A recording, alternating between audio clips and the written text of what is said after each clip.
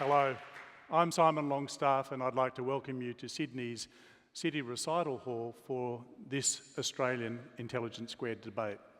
Tonight we're going to be debating one of the most contentious issues we've ever presented when we debate that society must recognise trans people's gender identities.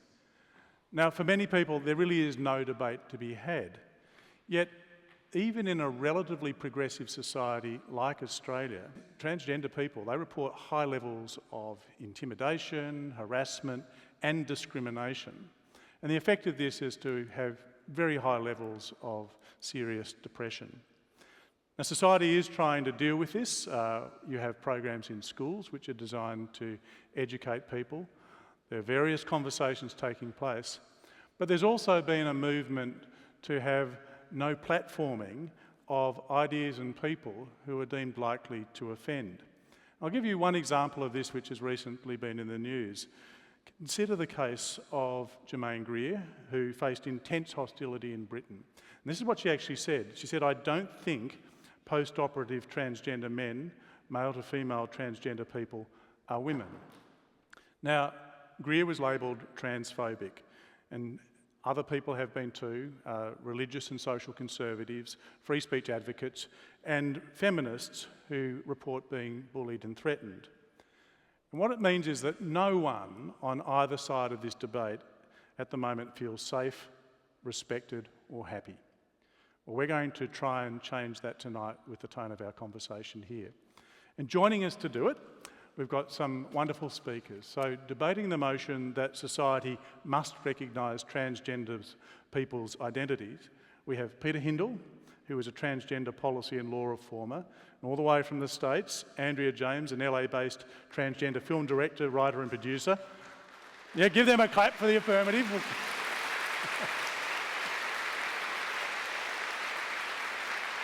And arguing against the debate, we have Bronwyn Winter, who's an Associate Professor of Gender and Human Rights Studies, and she's joined by John Haldane, an eminent Scottish Professor of Philosophy. A big welcome for them too.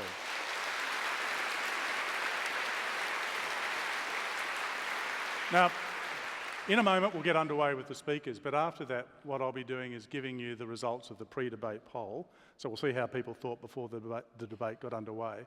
And then we'll be throwing it open to the floor. And this is really an opportunity for you to make your own speech, to ask a question, for the panel to engage with each other. And after that we'll have another formal vote and we'll see what the result is there. Now, I have to mention one thing about the context for this debate. It's taking place during the famous Sydney Mardi Gras. Yes, woo. It culminates in a street parade of over 1 million LGBTI people and their friends who are there to celebrate. And I'd like to, a big welcome to anybody who's come to Mardi Gras this year. Because, yeah.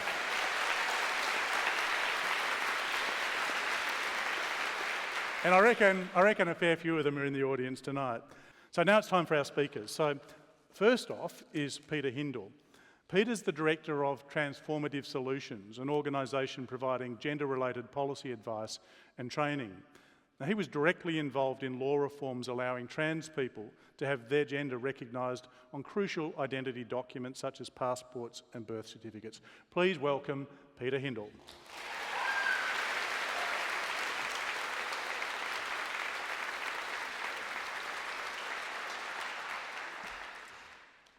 I acknowledge the Gadigal people of the Eora Nation as the traditional owners of the land on which we meet.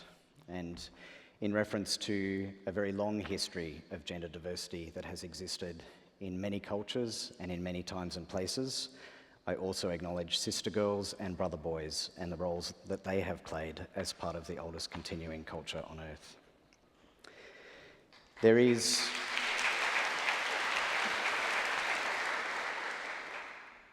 at least one thing that every person here has in common. We all have a gender, a way of thinking about ourselves, an identity as a man or a woman, or as neither of those. Mostly, we tend to assume that this is validated by some fixed, definable biological truth. But there are no biological differences that hold true for all women and all men over the course of our lives. If there were, we would all be able to articulate them. clearly and concisely, and we can't. The fact that we can't is evidenced in legislation, where although there's lots of references to men and to women, there is no definition of those terms. It's evidenced in case law, where there is no consensus about whether, and if so what, biological characteristics make someone a woman or a man. And we see it in sporting regulations, where the criteria used to determine a competitor's sex keeps changing, because every one they have tried to use has been found to be inadequate. We all know that not all women menstruate, that not all men are fertile. When a woman has a hysterectomy or a mastectomy, even though we may teach her to doubt it, we know that it doesn't make her any less a woman. Our chromosomes, which come in more than 2 varieties, are things that very few of us have ever had tested. We simply assume that we know what they are, based solely on the strength of our gender identity. When I meet a person and they say that they're a woman, I recognise them as being a woman. I do not routinely ask for a copy of their original birth certificate or their latest hormone test results or medical certification of their chromosomes. And I certainly don't ask them to drop their pants so that I can check. Because the way that we, as a society, recognise an individual's gender identity is by recognising the way that individual articulates it. Why on earth would we treat one group of people differently in that regard? When we're having this discussion, I think it's really important to be reminded of exactly the kinds of comments that we're responding to. I am going to repeat a quote from Germaine Greer, and although it's one that most of you have probably already heard, and that some of you will probably be offended by, I do think it's important for us all to hear those words again, this time in the context of a respectful conversation. She said, "Just because you lop off your penis and then wear a dress doesn't make you a fucking woman." You know what? Aside from the deliberately vitriolic language, I actually agree with her. Because what makes someone a woman is not determined by their biological physicality, and nor is it determined by the clothes they choose to wear. What makes someone a woman is something at the very core of their identity. It is, by definition, something only they can know. When people refuse to recognise trans identities, they're not just saying, "We don't think this trans woman is a woman." What they're actually saying is, "We know that this trans woman is really a man." So they're not just saying, "I refuse to recognise your identity." They're actually saying, I know better than you do who it is that you really are." It's an assertion that is based on an unspoken premise that trans people cannot be trusted to know even the most basic things about themselves and their own experiences. And it's a premise that dismisses anything a trans person might say in this debate before they even speak a word. And it's odd, because when I think about all the trans people I know, and I know a lot, they are a group of people who have thought about their gender identity more than any other group of people I know. They have embarked on long journeys to discover and to know and to be true to their authentic selves. How can anybody say that these people don't know who they are? I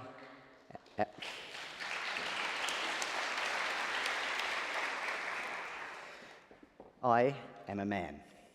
I'm a man who lived the first 25 years of my life as a woman. I'm a man who has, in fact, lived the majority of my life as a woman. I'm a man who has 2 ovaries and a uterus. So, I am a man with a particular set of life experiences, some of which I share with many men, and some of which I share with many women. This statement is true for all of us. Every time I walk down the street, everyone I meet recognises me as a man. When someone argues that we shouldn't recognise trans people's gender identities, it's worth asking, how many trans people's gender identities have you already recognised without even knowing that's what you were doing?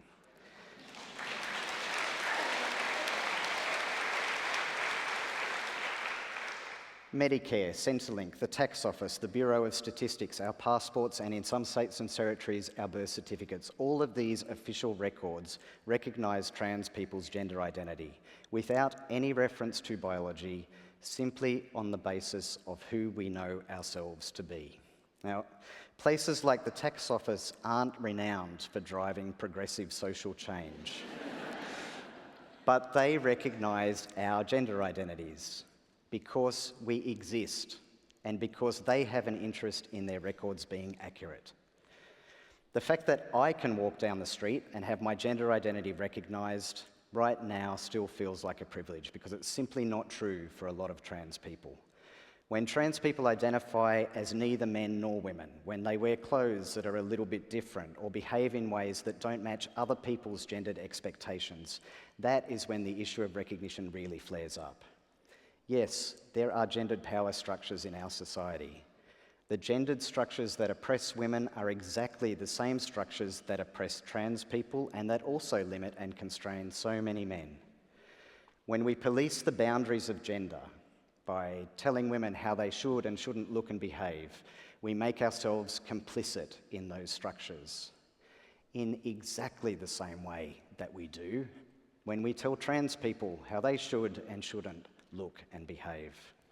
Debating the recognition of trans people's gender identities as if recognition is something that can be taken away as a punishment for non-compliance is fundamentally damaging for us all.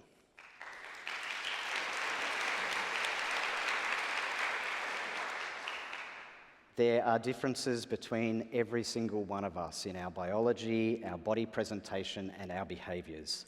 But none of these things make anyone's gender identity any more or less worthy of recognition. Of course, society must recognise trans people's gender identities because we exist, because we are real, because we are people just like you.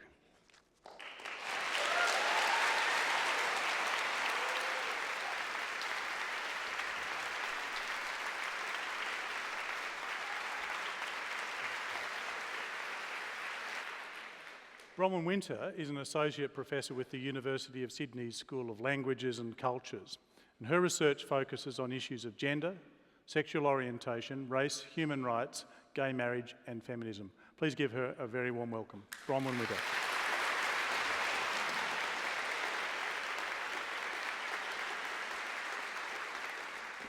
Well, not so much on gay marriage. Personally, I'd like to abolish marriage for everybody. But that's a whole other debate. I'm usually much more extemporaneous when I speak, but this is a very scary thing to do, this debate. I think it's been scary for all of us, so I have a script, which I will read. When Simone de Beauvoir famously wrote in 1949, "One is not born woman, one becomes woman," she was not advancing a transgenderist argument. She was critiquing the fact that the number of X chromosomes in our DNA, pace Peter, is used in our societies as a pretext to make women the second sex and dictate gendered roles and behaviours. Feminists of the so-called second wave thought to subvert these binary gender norms and reframe the experience of being woman as not so much about us being different from men, but as different from what men think we are. A person who identifies as transgender retains her or his birth DNA. No amount of surgery, no amount of synthetic hormone dosage, no change of clothing will alter this fact. Recognising this is not essentialism. What is essentialist is the presumption that people sexed in a certain way have a corresponding gender hardwiring, and that for transgender people the wires have somehow become crossed, meaning that the external appearance of the body has to be altered to correspond to the correct mental wiring. Well, there's no such thing as a male brain or a female brain or intersex brain. Brains are brains. Brains don't have gender. any more for that matter than bodies do. Gender and sex are not the same thing. Sex is biological, gender is ideological. Medical attempts to make our sexed bodies fit prescriptive gender ideology are not new, as the story of Lily Elbe, which I'm sure a lot of you have seen, the biopic, The Danish Girl, that story reminds us of this. There is in a particular an appalling history of medicalization of children deemed to have some sort of abnormality, especially when they do not conform to prescriptive gender stereotypes. And I'm going to tell you a little story about one of those, being a tall girl.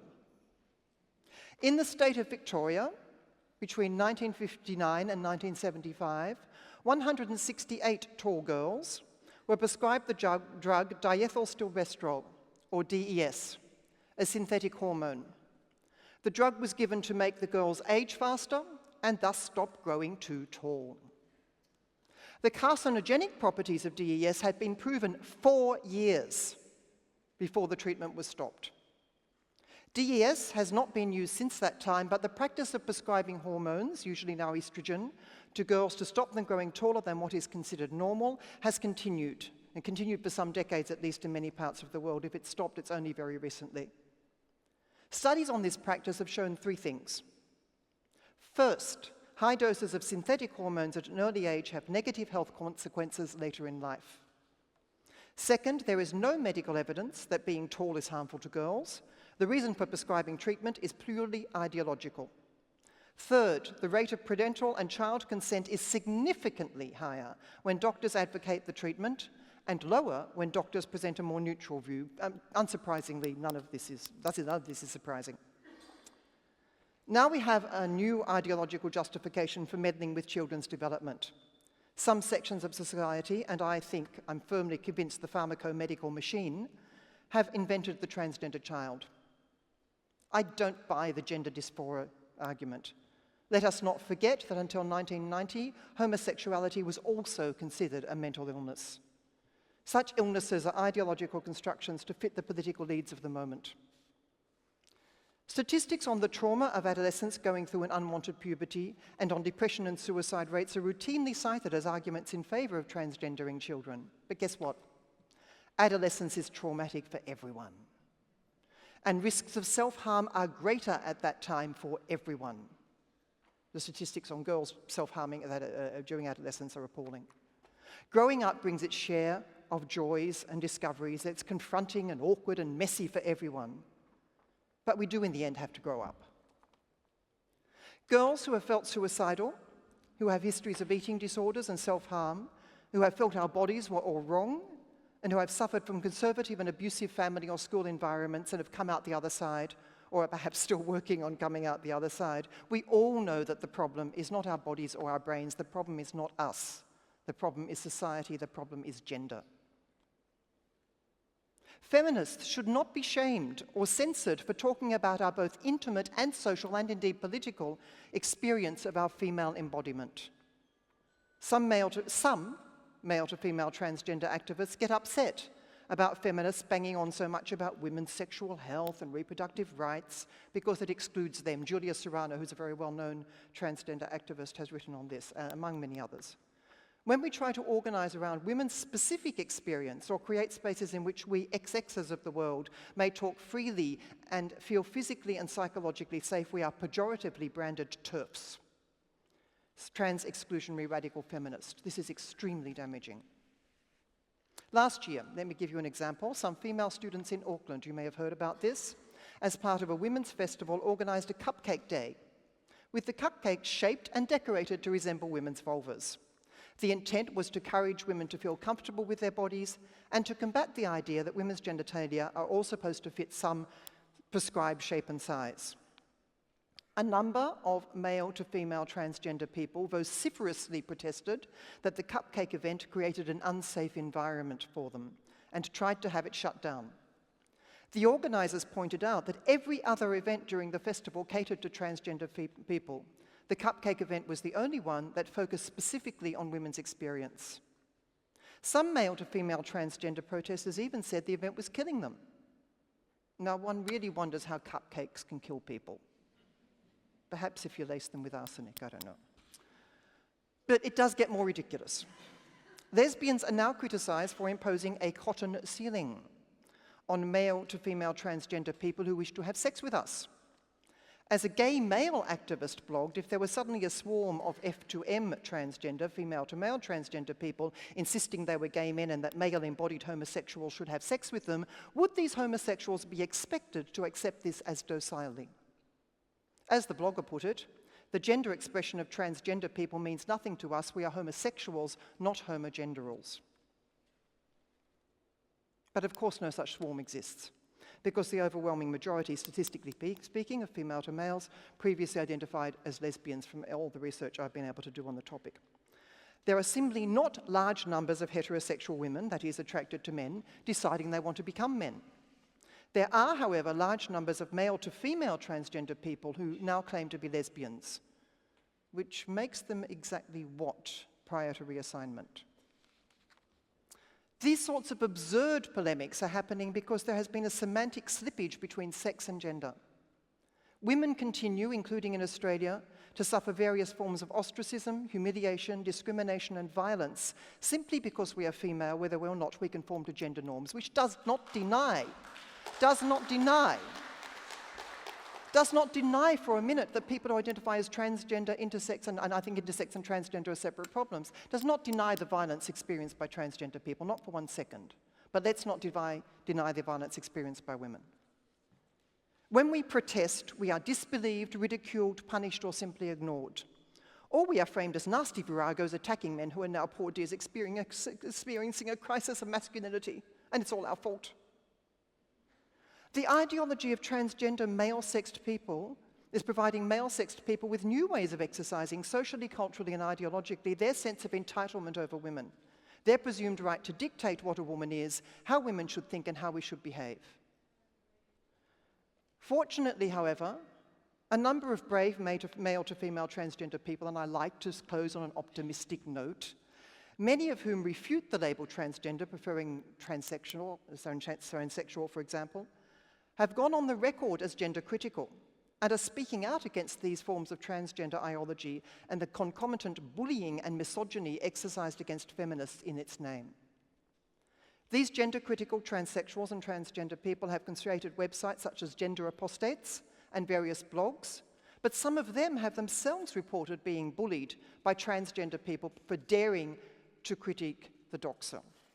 I remain, however, cautiously optimistic. This debate is happening, for one thing, and I am encouraged by the stance of some transgender or transsexual people and some gay men as well, and of course many women, who problematize the ideological conflation of sex and gender.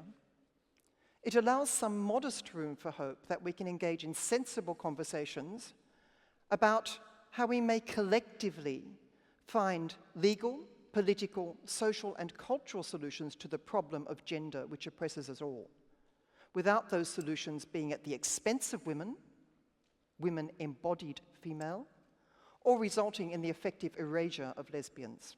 Thank you.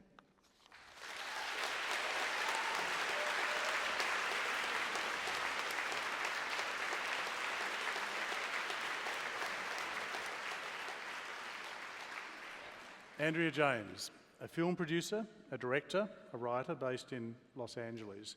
She appeared in the HBO documentary Middle Sexes and is a consulting producer for programs featuring transgender characters like the series Transcendent and Transamerica. She's come a very long way. Please give a wonderful Sydney welcome to Andrea James.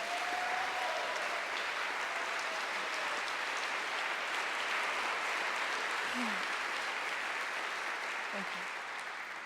I am nervous.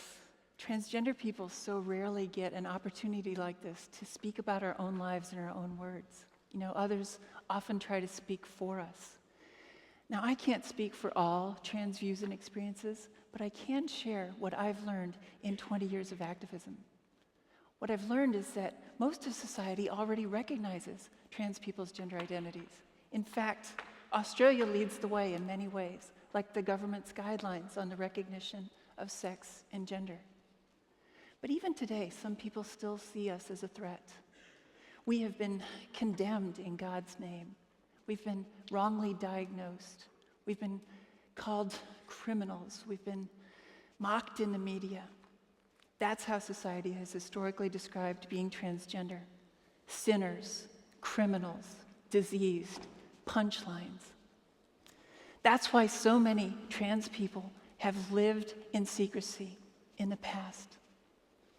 Trans people who could blend into society often did just that, because if we didn't, we could be fired without recourse. We could lose the love of our families. We could be banished from our communities of faith. We could experience harassment and even violence. Sin, crime, disease, joke. Imagine if that's how you heard yourself described from earliest memory. Imagine what that does to a child. Now consider this radical thought. What if being transgender is simply a normal human trait? Not a sin, not a crime, not a sexual or mental disorder, not a birth defect, but simply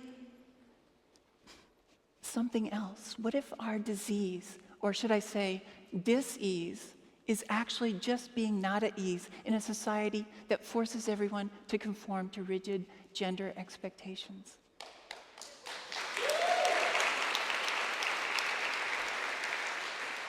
But who enforces these rigid gender expectations? Who is standing in the way on society's path to acceptance? Well, sadly, it's often religious leaders. Now, many religions already love and accept trans people, but some have taken a stand against us. Most notably, the Catholic Church has been a big stance in front of us. According to the National Catholic Reporter, Pope Francis recently made a short list of threats to humanity. He included nuclear warfare and gender identity. Now, sure, nuclear warfare, but why gender theory? Well, he said that gender theory does not recognize the order of creation. Now, that's what this all comes down to, order. People who don't accept trans people invoke God's order, or law and order, or a natural order that diagnoses us with a disorder. Societies often try to force all of us into these nice little orderly groups and then rank us based on an order. But humanity transcends simple categories. Each of you resists the expectations in society, and that's fantastic. Society's irrational fear of difference is no match for the astonishing diversity of humanity. Thank you. To paraphrase Professor Milton Diamond, nature loves diversity, society hates it.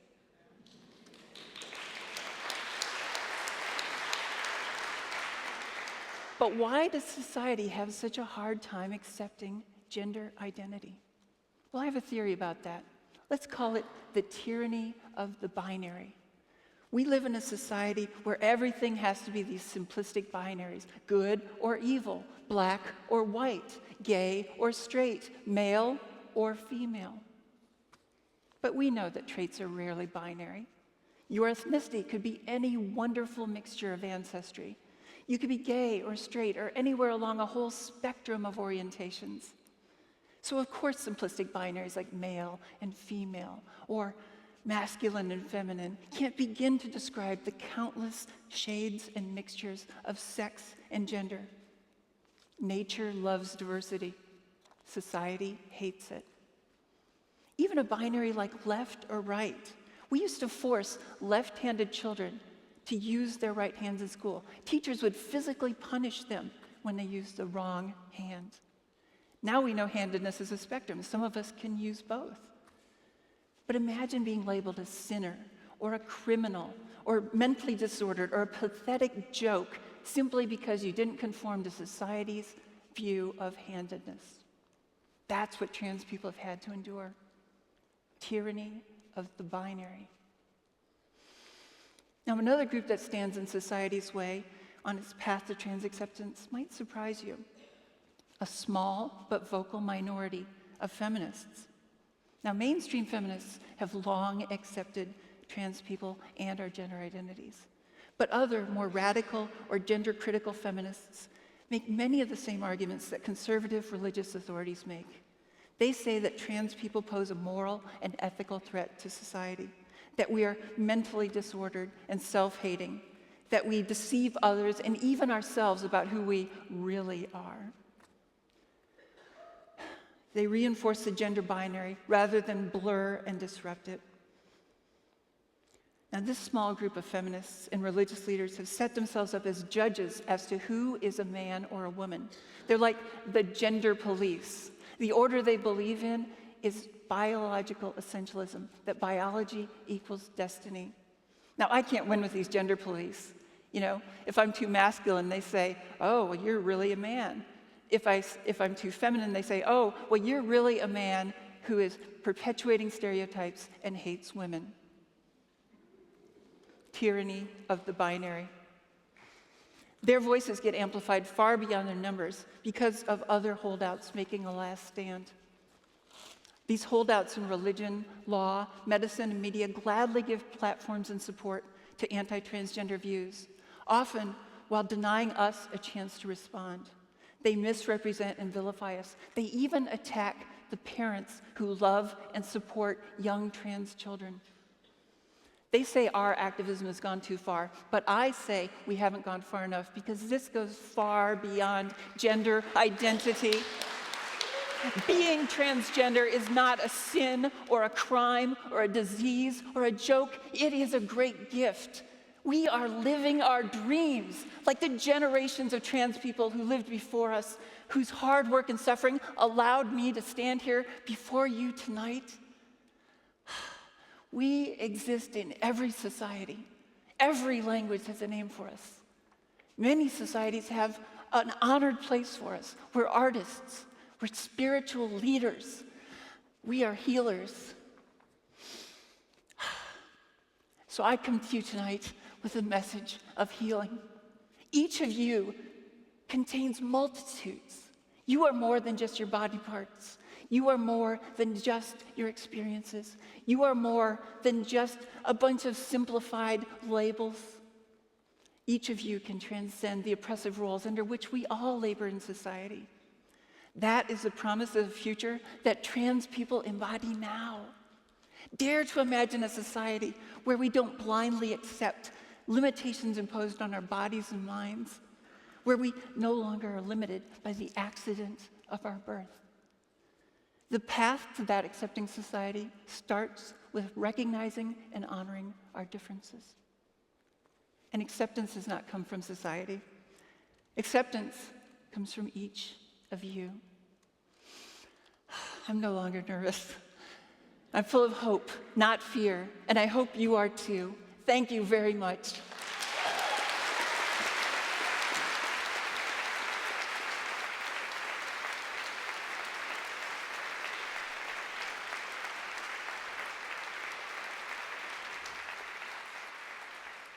Thank you. And last but not least, another long-distance traveller.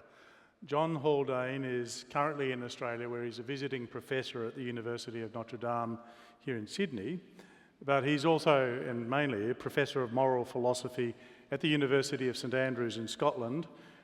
He's also a distinguished professor of philosophy at Baylor University in Texas.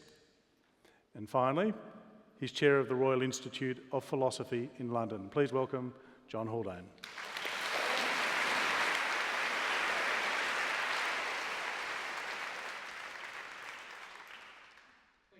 Indeed, and thank you for to my fellow speakers for their very fine contributions.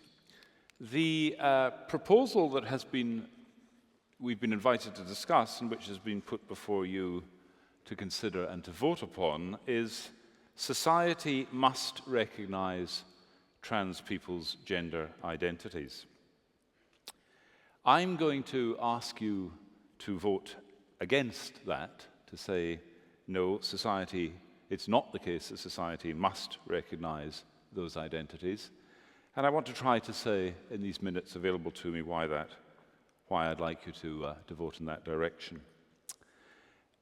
This proposal, this proposition, as worded, really comes in a way in two parts, or rather, I want to at least analyze it in terms of two parts and invite you to think about those. The first is society must recognize, and that's really the principal theme that I want to return to. And then we have trans people's gender identities. Now, I'll begin with the latter. In general, questions of sex and sexuality in relation to human nature are, I think, extremely complex and difficult. For what it's worth, I have no settled view on the question of transgender. But I think that to resolve these issues in general, and this issue in particular, we need to proceed quite rigorously and, of course, respectfully, bringing to bear, as it were, on the one hand, the impartiality of science and of philosophy, and on the other, the partiality of empathy, imagination, and human sensitivity. And I think it's no easy thing to try to proceed down those two channels, to harness these two paths, to bring these two things together. In general, that's not an easy thing to do, but in particular, when we're dealing with a highly sensitive and contested, and for many people problematic in one way or another issue, that's all the harder. So let me say something first about identities in general. And really, the first thing I want to say is that identities are constituted in a whole variety of different ways, whether it's the identity of an individual or of a community or whatever. But the main thing to see is that claims to identity are not self-confirming. The very fact that somebody claims an identity does not, by that very fact, confirm that identity. Let me just illustrate this. In June of last year, a 37-year-old rights activist named Rachel had her self-claimed identity challenged. Rachel's parents said of Rachel, "She is our birth daughter. We're puzzled by what she now claims to be. Rachel has wanted to be someone and something she is not." Well, what was it that Rachel claimed to be that her parents thought that she wasn't? What Rachel wanted and claimed to be was a black woman, but Rachel was in fact a white woman. Now, what Rachel said about this was, "I actually don't like the term African American. I prefer black, and I would say, yes, I do consider myself black. The white community doesn't really understand definitions of race and ethnicity." Similar cases can be found with regard to class. It's not uncommon in Britain for some members of the aristocracy to shed off that identity, as they would see it, and to claim the identity of the working class. It's somewhat less familiar, but I know at least two cases of it, in which people of working class origin have claimed to be natural aristocrats. That's to say, they have claimed that their identity, which they recognize, is that one of nobility. They're not making, by the way, a claim about genealogy or something of that sort. They're claiming that they are nature's aristocrats, nature's nobility, and as such, that they ought to be accorded a certain position or status in society. Now, it's pretty clear in the case of Rachel and her claim to black identity, in the case of people's claims to classes of the sort I've just described, that we would want to at least question those, perhaps challenge them, and probably in some cases deny them. Now, the lesson here is not about transgendered identity, it's about claims to identity. And it's very simply this: you don't get to be something just because you want to be it, or even because you sincerely feel and believe you are it. Identity is something that has to be explored, and one can get it wrong. Now, how people acknowledge one another in interpersonal relationships is to a degree a matter for them. And things have been said, I think, very movingly and very aptly about the kind of acknowledgement that might be granted in the circumstances of interpersonal relationships. And about that, I have nothing to say, no objection to make, no criticism to offer. But I do want to invite you to consider that it's a further and different question how society acknowledges people. That's another matter because it has implications not just for personal relations, but for social arrangements and for public policy. for the use of public resources, and for the exercise of the coercive power of the state. Society is not a single entity. One French writer in the 19th century described the United States as a community of communities. But we might say more generally that societies, as we recognize them today, this society, the societies to which I belong, and so on, are really groups of groups. And what is more marked and often commented upon is the enormous diversity of those groupings and the extent of disagreement and difference between them. Now, in those circumstances, what we require is toleration of one another. Toleration is both as a principled response to difference and a practical response to difference. But toleration is not endorsement. Toleration is not approbation. Toleration is not celebration. Where there's endorsement, approbation, or celebration, there is no need of toleration. Toleration is the virtue of multicultural and multi-value societies precisely because they are different and precisely because they do feature intractable disagreement.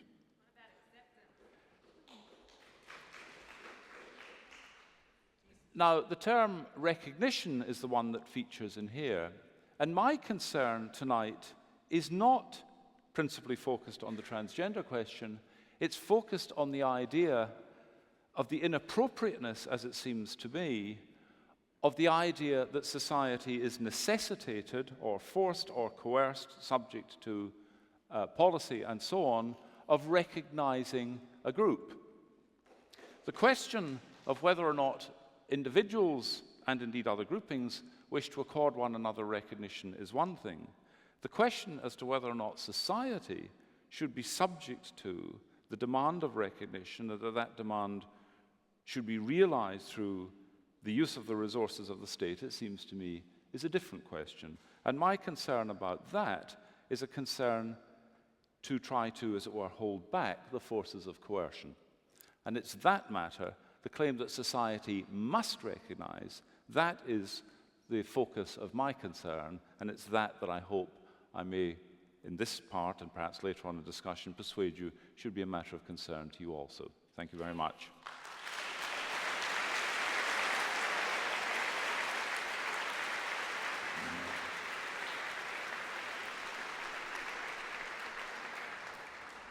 Right, well, we've heard from all of our speakers, and now there's an opportunity to see how the pre-debate poll went.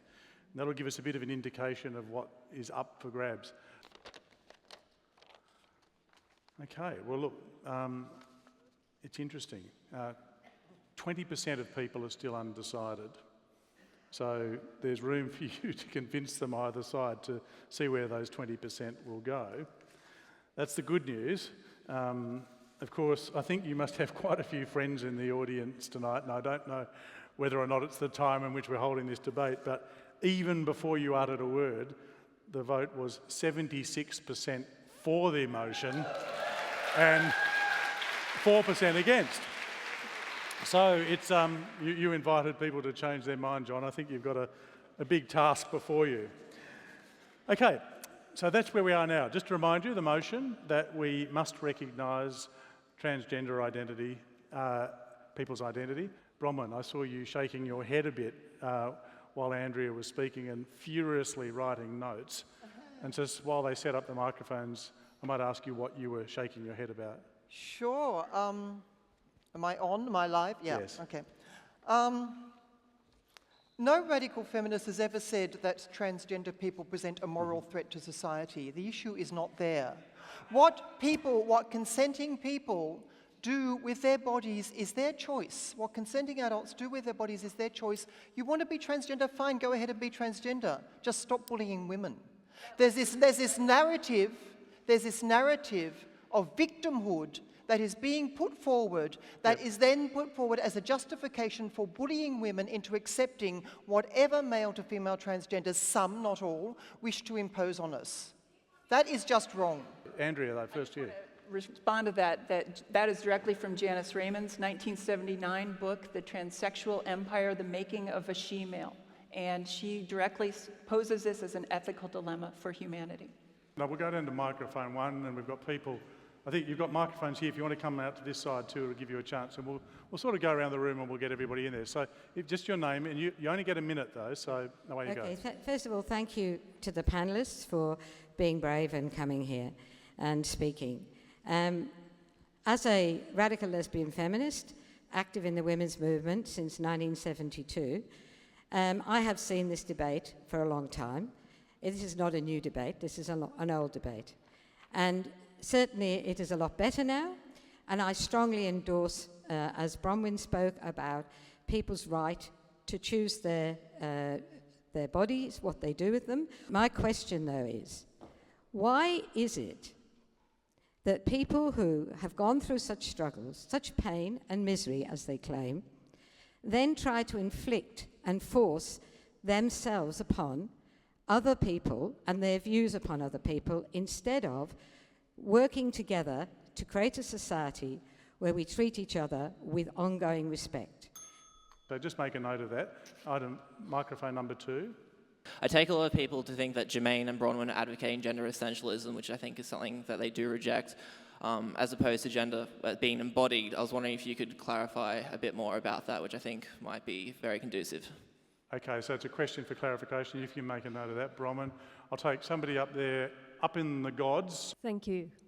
I just want to say that there are as many ways of being transgender as there are transgender people, and it's very unfair to say these transgender people in New Zealand said and did this, therefore that colours the whole group.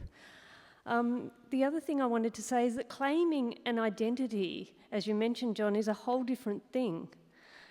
It's a recognition for that individual that there's some perceived advantage or benefit. I want to say to you that transgender people see very clearly the disadvantages in being trans. They don't want to be. They wish they weren't, but they're unable to function if they're transsexual and they don't transition. And I work now with transgender teenagers, and let me tell you that they've known this all their life. It's not a Saturday afternoon decision that they want to change their gender. It's something that they've been suffering with forever and trying to get other people to recognise. Thank you. Thank you. So we're going to come to other people in the audience in a minute, but let's just start off in the panel. Is there a possibility of some kind of truce between those who feel terribly affronted within the transgender community by any criticism that come from feminists and those who feel threatened? In other words, is there a meeting point here so that the heat can be taken out of this? Maybe Peter, do you want to start and then... Yeah, I mean, the short answer is yes. Not only yes, it's possible, but yes, we actually need to do this. And, you know, the person who spoke here earlier is absolutely right. This is not a new debate. It's been going on for decades. And what has happened, I think, as the debate has got on, people have become, on both sides, more and more entrenched in their positions and have developed their own language that they use and their own structure of debates. And it's got to a point, in my view, where, you know, the possibility for conversation about some issues that, you know, I do actually agree with some of the points that were made on the other side. There are some issues that we need to talk about more. We just can't have those conversations as a society unless we start not just fighting each other, but, and there is a but, the but is, and it also goes to what this person was talking about, the but is that where everybody's gender identity is recognised in this society except trans people's, where our participation in these conversations is done on the basis that we are not recognised, then it's a very unequal way for us to be engaging in those conversations.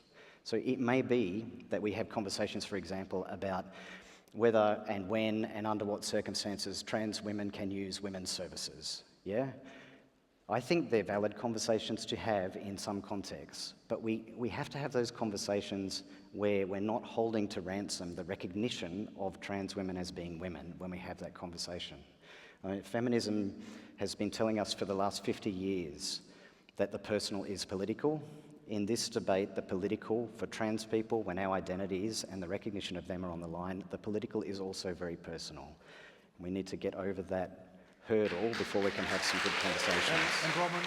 The thing is that the hurt is working both ways, people. You think this has not done damage to women? You think lesbians have not felt bullied and harassed? You think the women in Auckland did not feel bullied and harassed? And I do take your point. It wasn't all transgender people, it was some transgender people. But those people have hijacked the conversation and they shut down the debate. And that's, I think, doing every single person on this stage a disservice and every single person in this audience a disservice. I did not say that gender is embodied. I said sex and gender are not the same thing. I said our experience is embodied.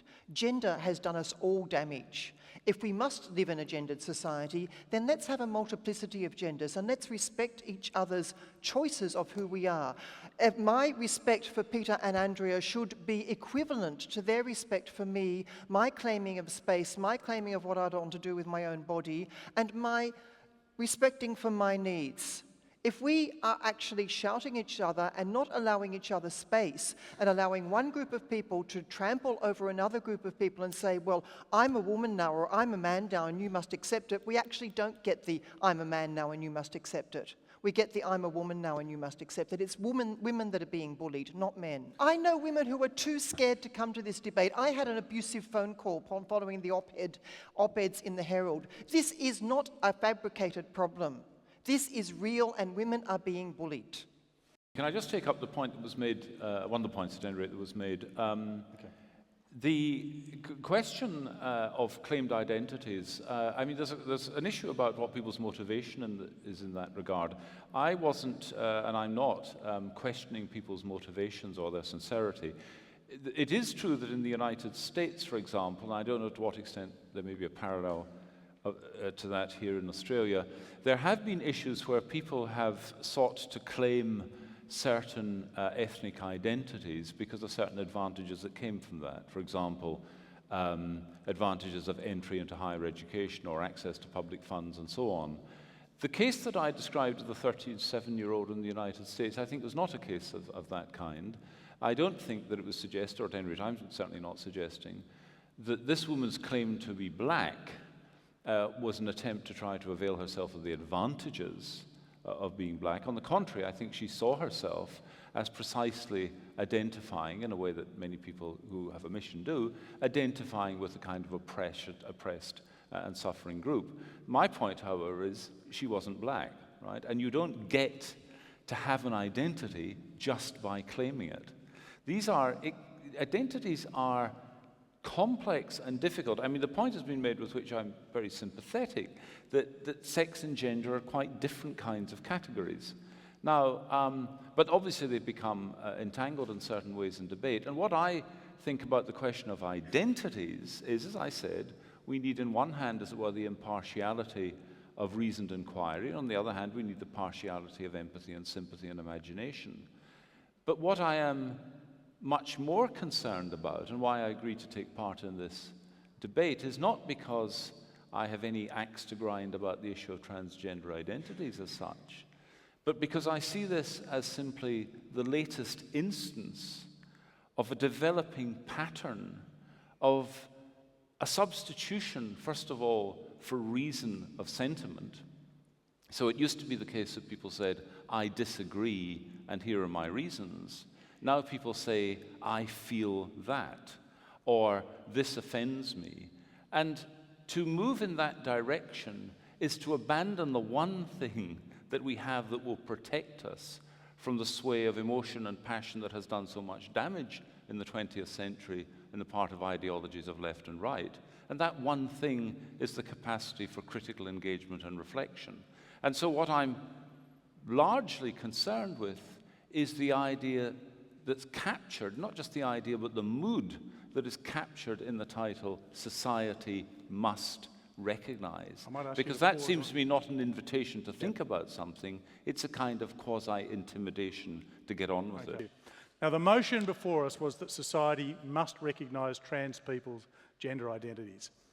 Before we had this debate, the vote was 20% undecided, only 4% against, and 76% for the motion. This is what happened. undecided. There's still 11% of you who've undecided, so 9% have gone somewhere else. But what's really interesting is how there's been a movement, a swing, if you like, in the vote, because it's not just absolute. There's a little bit of something for everybody in this. The against the motion, 24%. Wow. And the winner, with a very significant margin, is 65% in favour of the motion that society must recognise trans people's gender identity. Ladies and gentlemen, it's congratulations to both teams. You, the audience, a big round of applause because you've done a fantastic job. And that's goodbye from me here and from everybody in Sydney's City Recital Hall. Good night.